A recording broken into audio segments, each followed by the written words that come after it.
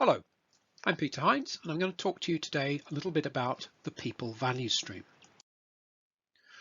So a little bit about myself. I've been working in Lean for about 30 years, initially at Cardiff University, running Lean Enterprise Research Centre, and then very much as coaching, supporting, helping, working with companies. Over the last few years, I've written many articles and books, and the last three you can see on the right-hand side here have all been recognised by the Shingo Institute with an award. What we're going to talk about today is the people value stream.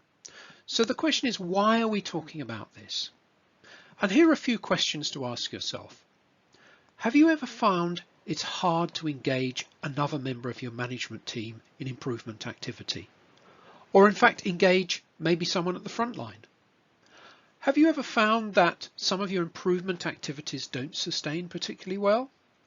And have you ever found you reach a plateau where improvement perhaps doesn't move on very far? Have you ever found that we maybe train people on offline training courses and they don't really use the skills they've developed? And have you ever found that the behaviours of some of your colleagues can be inconsistent or downright rude?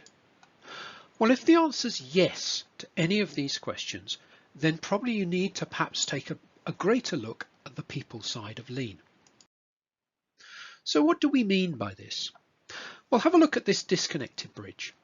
If you think about improvement activity, most improvement activity is centered on the left-hand side of the bridge, whether it be called Lean or Six Sigma, continuous improvement, operational excellence, agile, whatever. It's probably driven by one of the probably more scientific or technical departments in the organization, quality, engineering, operations, ICT, for example. And what this side of the bridge gives us is some very excellent scientific thinking, tools and techniques, which is a foundation to make the improvements that we're looking for. The right-hand side of the bridge is actually dominated by HR, or perhaps OD if you have an OD department. And here we're probably more looking at the culture of the organization, the leadership, the values, behaviors, and so forth. The problem with this side of the bridge is that the two sides are really not connected well to each other.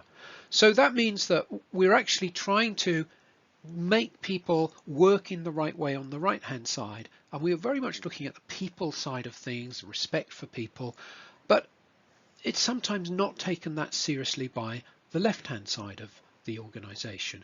So we get this functional and approach gap in the middle. And what we really should be doing is joining these together. So for example, if we're training someone on a Gemba walk, we should probably be doing it on the job. We should be training them the process before, during, after, where do they go, who do they talk to. In other words, the left-hand side of the technical part. But equally well, we should be focusing on the right-hand side. We should be looking at the style they do it in, the questions they ask. In fact, a questioning style of conversation, and not telling people what to do, but drawing out, coaching them, getting them to think for themselves.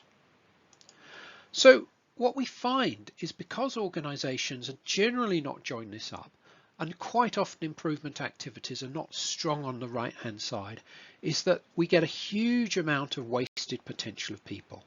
And we see this is the biggest and most costly of the 7 wastes, plus this 8th one, the wasted human potential. And indeed, we see that the wasted human potential maybe causes many of the other traditional wastes on the left-hand side.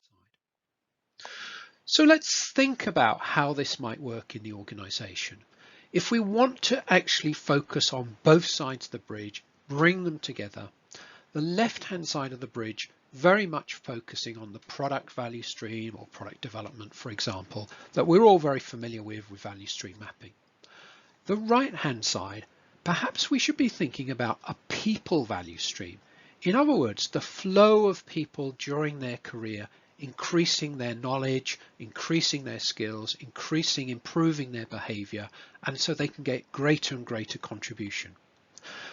So in many organizations, it looks like this. We have a customer, who's the line manager, who actually requires all sorts of development, improvement from people, our HR department is probably organized in a traditional way with these various areas: recruitment, induction, compensation, compliance training, which are all sort of sub-functions and sort of not completely joined together.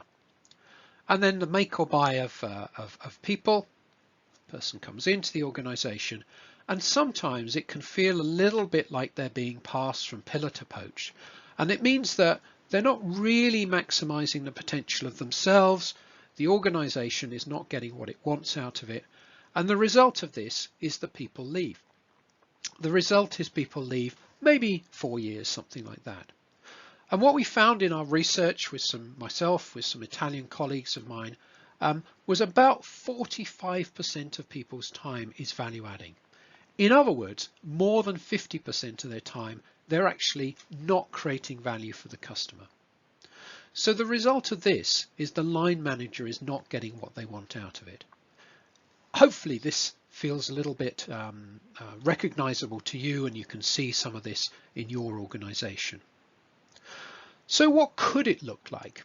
What could an ideal state look like? Well, of course, we still have the line manager, but what we might have is a completely different way of thinking about how we manage people. And instead of having the management of HR, maybe we should have the HR department that's actually about developing people in the organization. So much more HRD. So here we might be developing a set of behaviors we want in the organization, behavioral norms.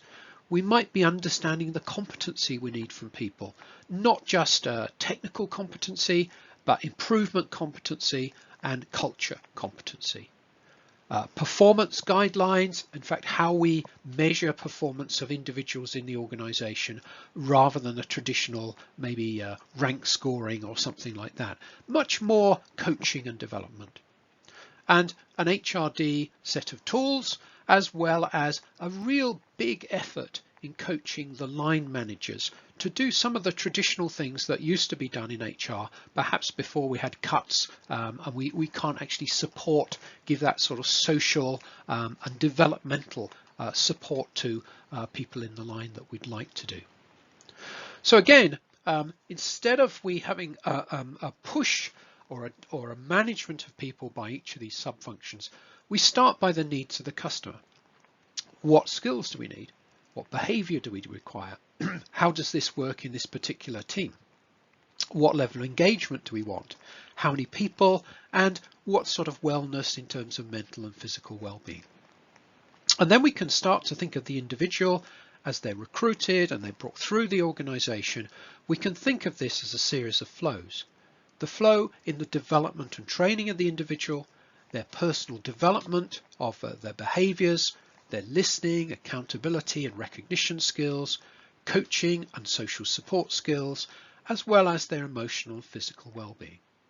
And if we do this, if we put people at the heart of the organization, what we might find is that they actually stay much longer.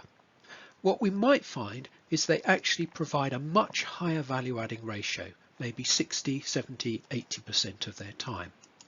The result of this is we get a happy, engaged individual that's getting out of the organization what they're trying to achieve in their lifetime. And then we get a happy line manager. So the result of this is we get a rapidly developing, improving individual, and multiply that by tens, hundreds or thousands of people, we get a rapidly developing organization.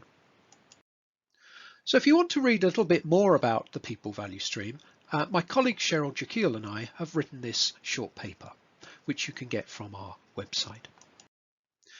If you're interested to learn more about this and share experience with other organizations around the world, Cheryl and I are also working together on a virtual network in terms of the people value stream, where we have monthly meetings virtually through the web for about 90 minutes, and we actually share these experiences, develop learning, and hence we can get this type of approach, this ideal state, to be working in more and more organizations. And that's really what the people value stream is all about. a little bit about our network. If you want further information, please visit us at peoplevaluestream.com. Thank you.